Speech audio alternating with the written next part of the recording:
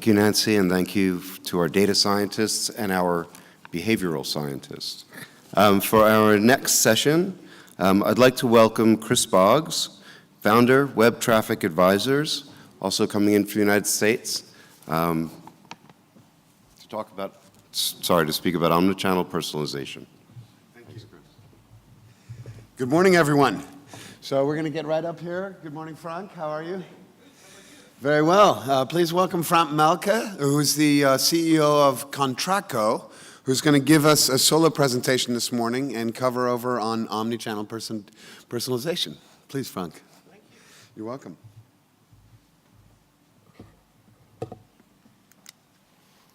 It was planned to have more a case study today together with one of our clients, the Thomas Cook tour operator group.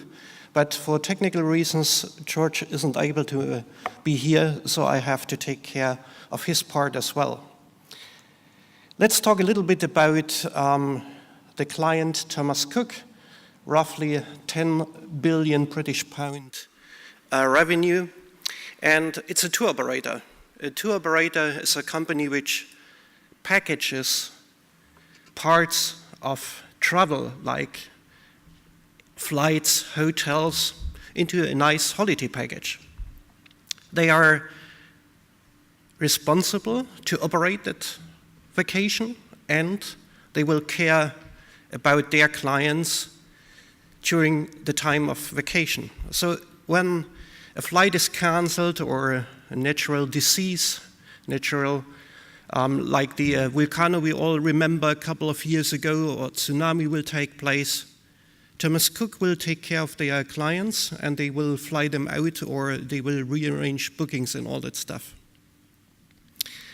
The challenge for Thomas Cook lies in the customer journey. The customer journey years ago were under total control of Thomas Cook. It started with a Thomas Cook brochure, the airline bringing the client to this destination owned by Thomas Cook, and the hotel operated by Thomas Cook, the tour guide from Thomas Cook. But that changed dramatically in the past few years. Now the inspiration, as we all know, is done almost 90% online and not anymore in printed brochures. Search is done with Google, Bing, and all the other search engines. And that did turn the industry around, and now even the airline bringing Thomas Cook guests into the destination or the hotel itself could be from a partner. But still, it's a holiday package sold by Thomas Cook. They are solely responsible, and if anything goes wrong along that customer journey, they are responsible to fix it. Thomas Cook is highly dependent on the Net Promoter Score. So if you are looking back to when the customer journey was owned by Thomas Cook, or the customer journey isn't anymore under control of Thomas Cook, still the NPS for the tour operator is rated by clients of Thomas Cook, and they have no idea, or they don't care about if it's partner business or it's pure Thomas Cook business. Thomas Cook has to make sure that the NPS stays in good shape, quality management in place. So if somebody or if a lot of clients complaining about bad food in a certain hotel, which would influence the NPS, they will send out simply somebody to take care of that situation to increase the NPS. The customer journey years ago was so easy for them. Maybe 10 contact points under control of Thomas Cook, the brochure, the hotel, the travel agency, and all that stuff. But the current reality is much different. Clients to share, to search, to talk, to fly, to post.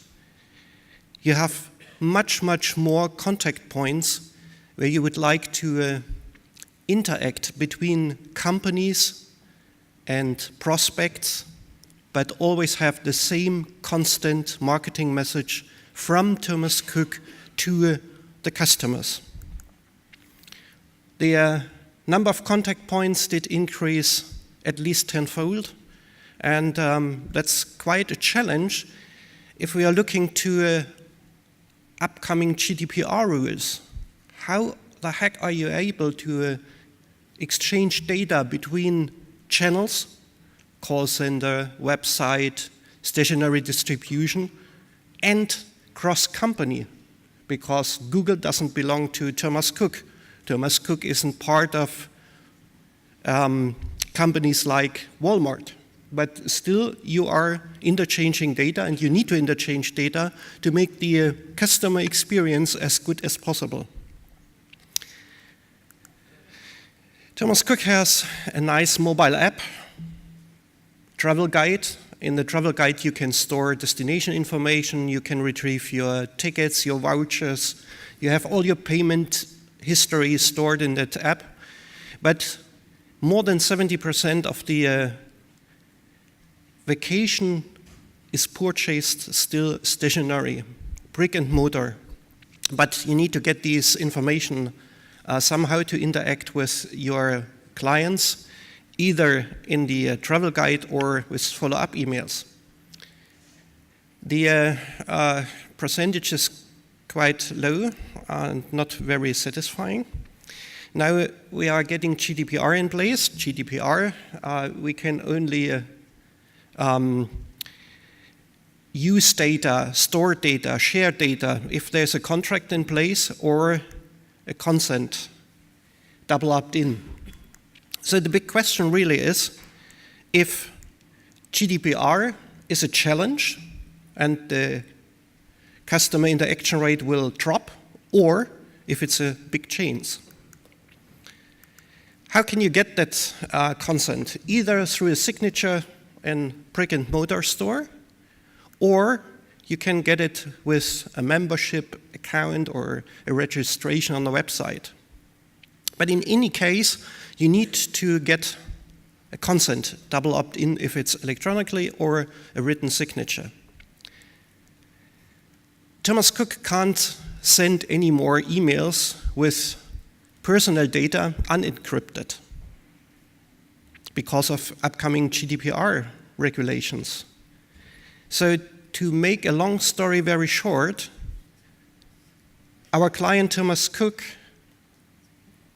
will take GDPR as a change, because if you need to communicate with your clients in an encrypted electronically way, the user interaction rate need to grow, otherwise a client won't be able to get the ticket, the voucher, or whatsoever. GDPR is a big, big change, and it allows cross-channel and cross-company-wide to share GDPR-conform data. The expected result for Thomas Cook will be that regarding the ability to have more targeted ads because of sharing legal conform data with the ad networks, and as well the opening rate for the newsletter will increase because you are now able to personalize in a better fashion, cross-channel and cross-company-wide. Thomas Cook came up with a couple of innovations in the travel industry. Now you can reserve your sunbed if you are a client of Thomas Cook, and for sure it's a destination where there's sun and beach.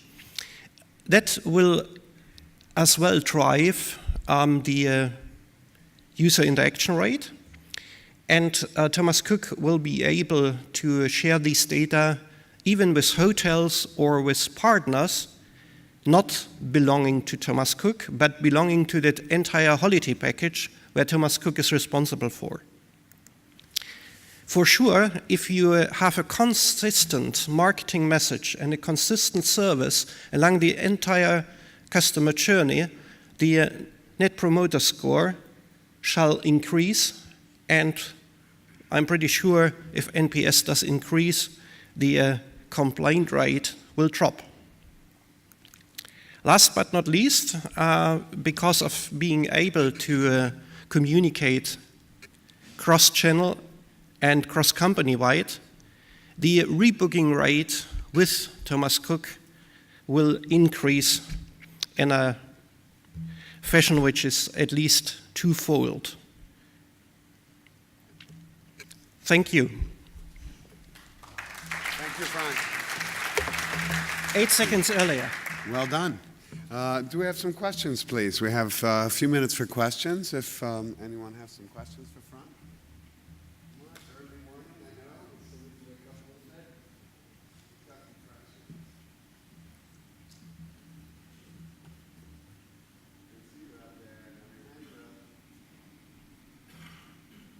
Omnichannel personalization. In GDPR, in one presentation.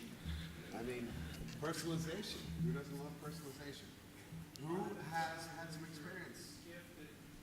All these other people are articulating ads and click rates are becoming less meaningful in travels and such a personal experience. How is Thomas Cook looking at social data? There's if you wouldn't mind, sir, there's a microphone right there for you. Because we didn't catch the first part of that. Matt, did you have that right there? Yes. There. Skift and several of the travel publishers are articulating that ads and opening rates are becoming less meaningful because travel is extraordinarily important for a lot of people. How is Thomas Cook looking at social data as a play? Because you didn't really share a lot of that up there. Social data, Facebook and stuff like this. As Thomas Cook is not into business travel but into holiday packages, it's maybe a different story. You won't aim to get clients from LinkedIn or other social networks. For Thomas Cook, being located in the European market, Facebook, Snapchat, Instagram, that are the typical channels they approach. And it's the exact same thing for them. Right now, you are not too sure about if you are able to use data to drive prospects to your Instagram or Facebook channel. The reason for that is there is no consent. Maybe in a travel agency which doesn't belong to Thomas Cook, but they sold a Thomas Cook package, there wasn't that signature collected. So they are more or less hesitant to use too much of the personal data. But thanks God, GDPR is coming. Then Thomas Cook is sure that the signature either is in brick and mortar done, or the partner who did transmit the data that there's a prospect purchasing Thomas Cook product did a double opt-in. So to make a long story very short, social media is as well a very important channel for Thomas Cook and is part of the marketing mix. Any more questions? We have time for one last quick one. Okay. Well, Thank you. Frank. We'll stay on schedule so early this morning, and I believe I see the Enterprise up ahead.